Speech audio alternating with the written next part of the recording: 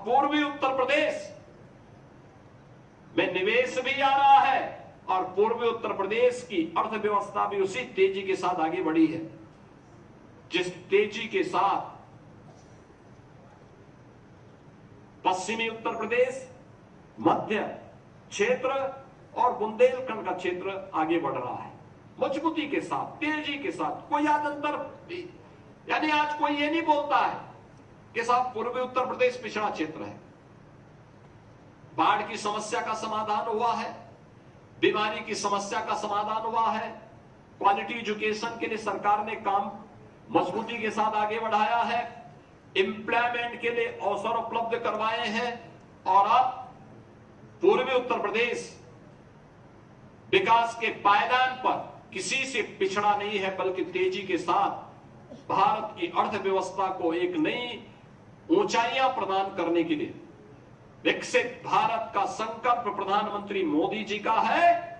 तो विकसित भारत तब जब विकसित उत्तर प्रदेश होगा और विकसित उत्तर प्रदेश तब जब पूर्वी उत्तर प्रदेश, मध्य क्षेत्र,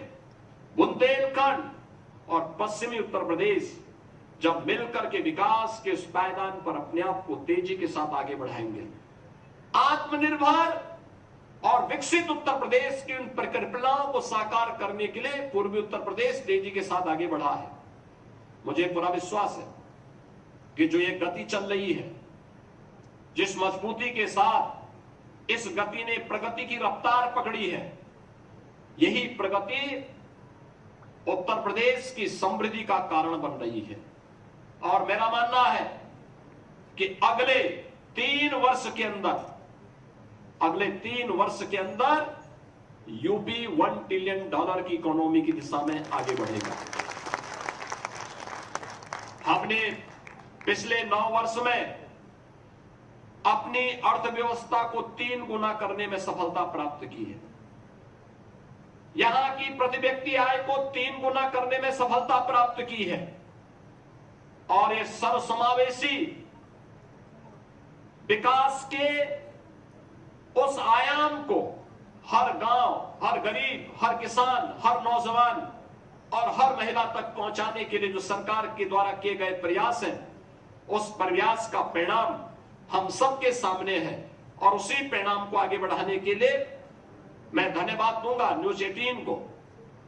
कि इन्होंने बदलता पूर्वी उत्तर प्रदेश इस विशेष कॉन्क्लेव को राज्य मुख्यालय से हटा करके पूर्वी उत्तर प्रदेश के केंद्र बिंदु गोरखपुर में करने का कार्य किया है। क्योंकि गोरखपुर केवल गोरखपुर नहीं है, पूर्वी उत्तर प्रदेश का एक महत्वपूर्ण केंद्र तो है ही। नेपाल और बिहार, पश्चिम उत्तर बिहार का भी एक महत्वपूर्ण केंद्र है, जहां की एक बड़ी आबादी अपने शिक्षा के लिए, अपने स्वास्थ्य के लिए, अपने व्यापार और रोजगार के लिए गोरखपुर पे निर्भर करता है या वाराणसी पे निर्भर करता है। इन क्षेत्रों में इस प्रकार का कॉन्क्लेव लोगों के दृष्टिकोण को आगे बढ़ाने में मदद करता है, नौजवानों के लिए एक नया अवसर प्रदान करता है। हमारा युवा अपनी प्रतिभा से, अपनी गति से इस क्षेत्र को एक नई प्रगति के आयाम तक पहुंचाने में सफल होगा।